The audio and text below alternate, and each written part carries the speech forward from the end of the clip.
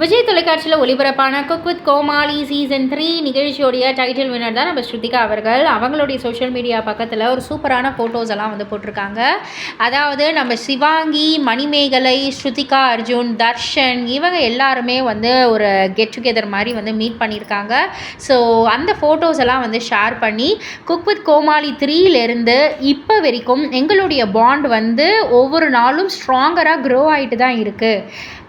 ஒரு அந்த மெமரிஸ்க்கெல்லாம் வந்து ரொம்ப ரொம்ப கிரேட்ஃபுல்லாக நாங்கள் வந்து ஃபீல் பண்ணுறோம் அப்படின்ற மாதிரி இது வந்து ரொம்பவே ஹாப்பி நோட்டடாக இந்த ஃபோட்டோஸ் எல்லாம் வந்து ஷேர் பண்ணியிருக்காங்க. அதற்கு லைக்ஸும் சும்மா குமிஞ்சிக்கிட்டு இருக்கு.